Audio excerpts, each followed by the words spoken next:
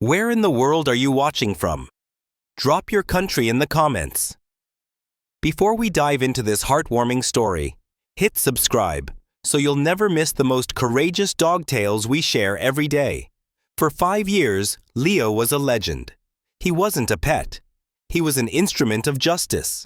A 4-legged detective with a nose so precise, it could tell the difference between a backpack and a bomb. He worked for the city's K9 unit, a respected officer with a badge on his collar and a reputation that preceded him.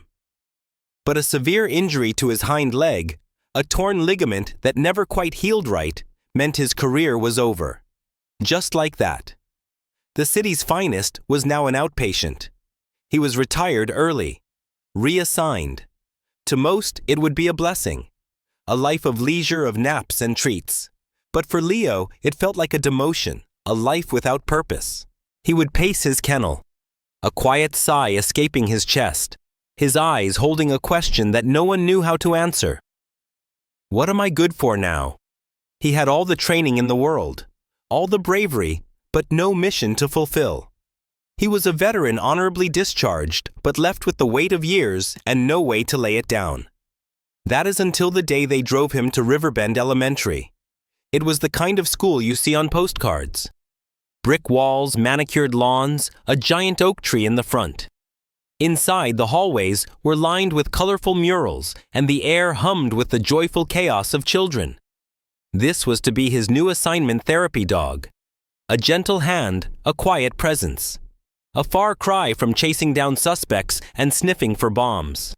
Leo walked through the halls with the regal posture of an officer on duty, his coat a gleaming mix of caramel and gold. He was calm, confident, majestic. The students in room 4B gasped when he entered. They swarmed him with excitement. A dozen little hands reaching out to pet him, a chorus of high-pitched voices screaming, "Doggy, what's his name?" "This is Leo." Ms. Sharma said, her voice a calm anchor in the storm of excitement. "He's going to be spending some time with us. He's a very good boy, but we have to remember to use gentle hands and quiet voices." As Leo trotted past the desks, his tail wagged just enough to acknowledge the children. He was polite, he was friendly, but he didn't stop.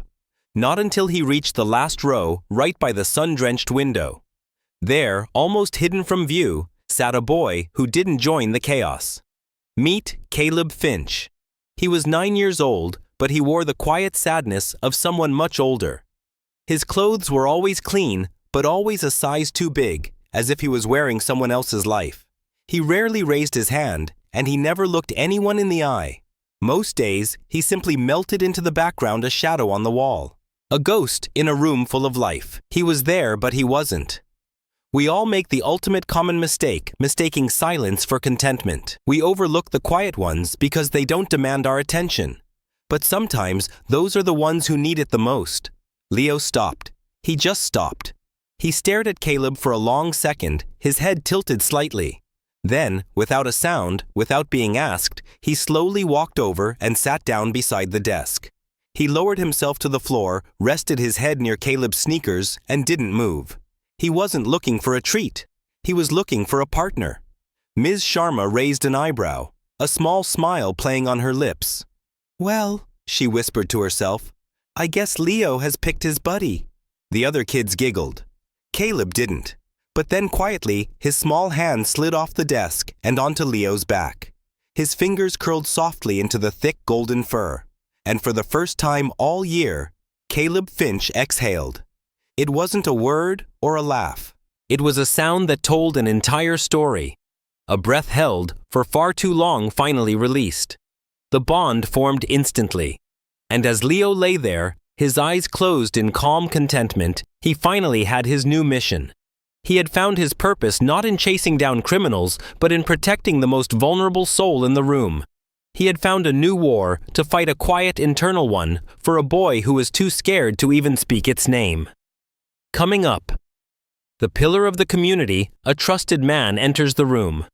And Leo, the calm and gentle therapy dog, suddenly becomes the war dog he was born to be. The silence that follows will be louder than any scream. It was a quiet Tuesday afternoon. The class was in the middle of a vocabulary lesson.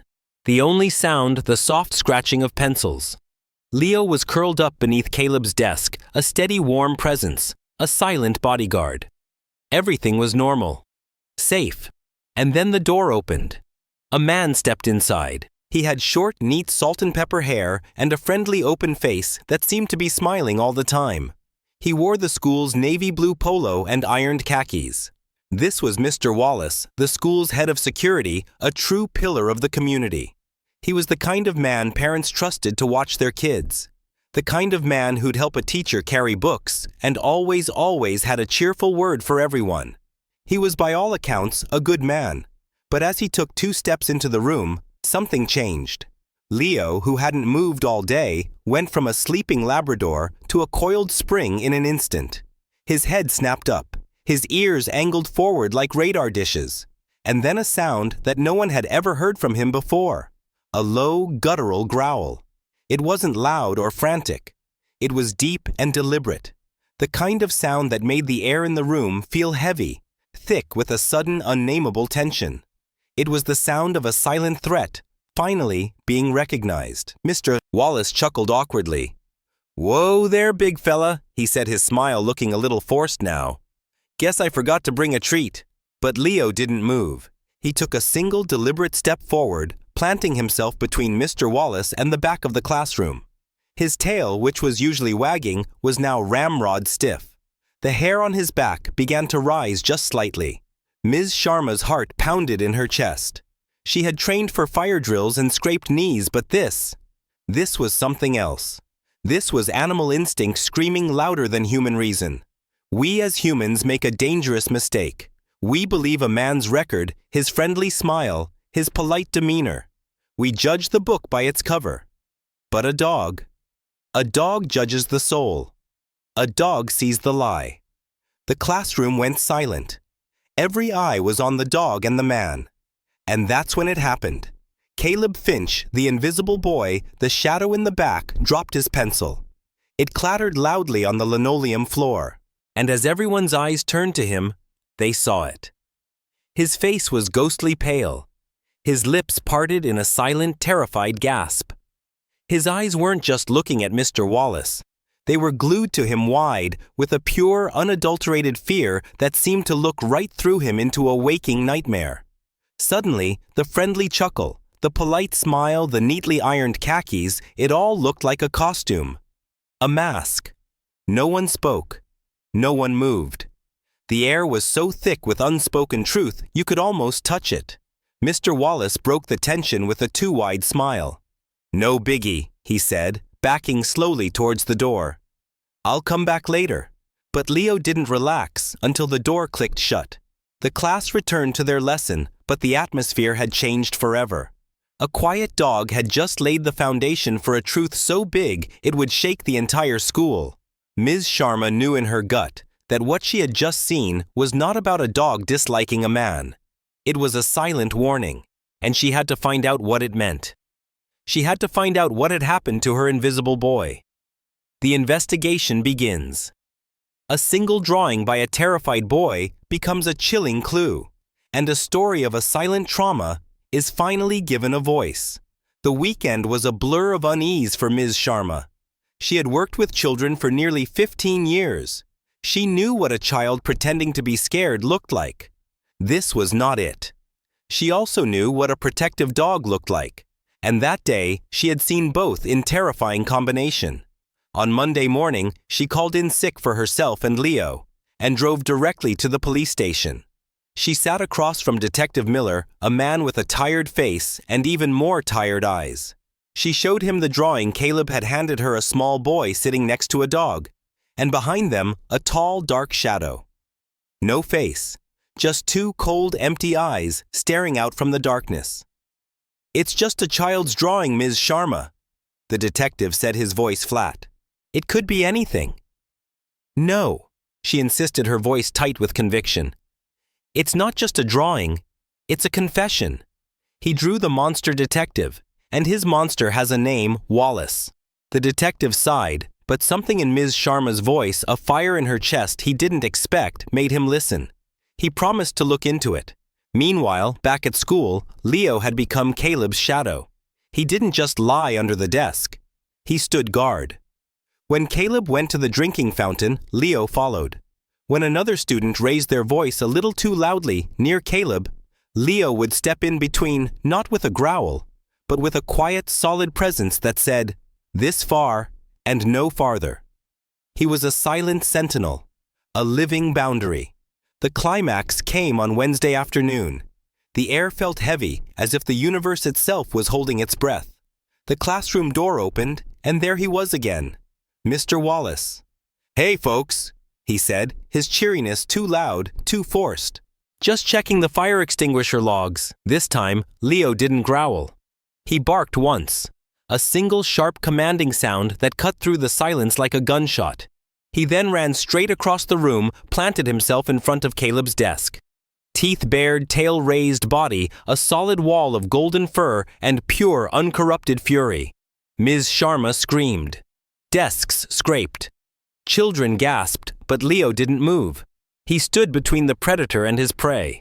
And then, in the quietest, most vulnerable voice anyone had ever heard from him, Caleb spoke. "Please don't. Don't let him take me again." The room fell into a dead silence. Mr. Wallace froze, his too wide smile melting into a thin, tight line. Ms. Sharma's heart stopped. The truth in that one heartbreaking whisper had finally found its voice. It was a raw, undeniable scream that cut through all the noise, all the doubt, all the pleasantries. It was a truth spoken by a terrified boy who had finally found the courage to be heard. By the time the principal arrived, Mr. Wallace was outside under the watchful eye of Detective Miller. The truth came out in pieces, fragile and halting, but undeniable. Mr. Wallace wasn't just the friendly security guy. He was Caleb's mother's cousin.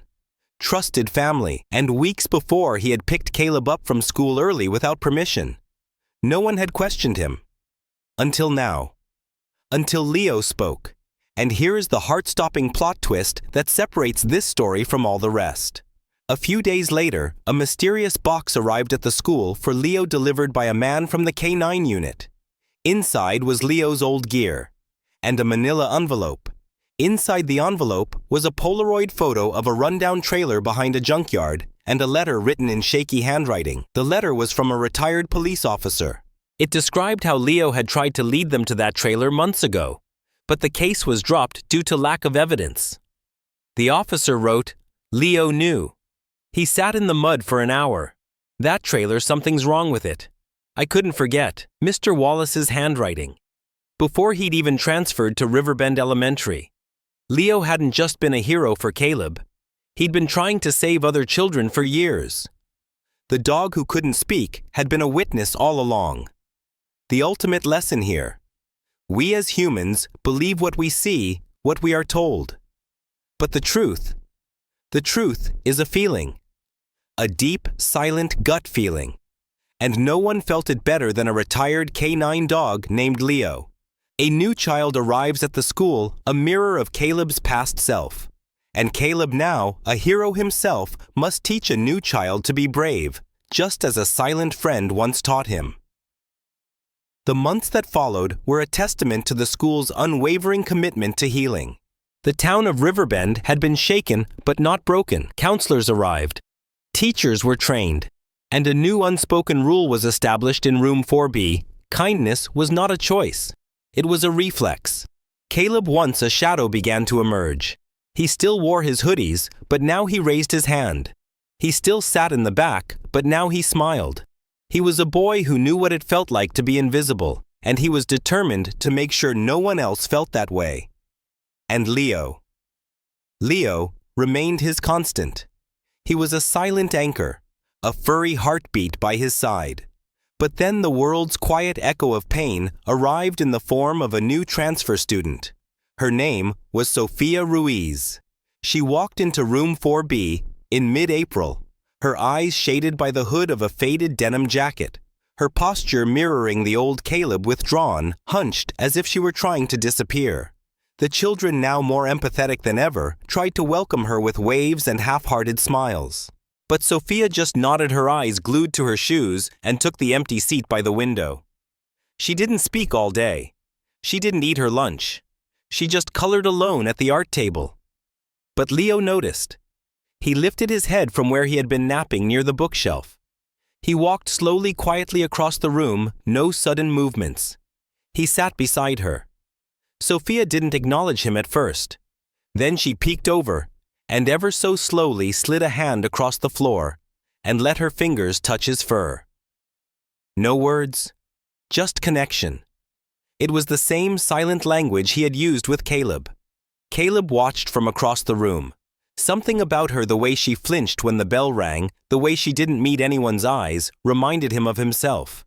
And the way Leo chose her, it spoke volumes. That evening, he asked his mom if he could stay after school the next day.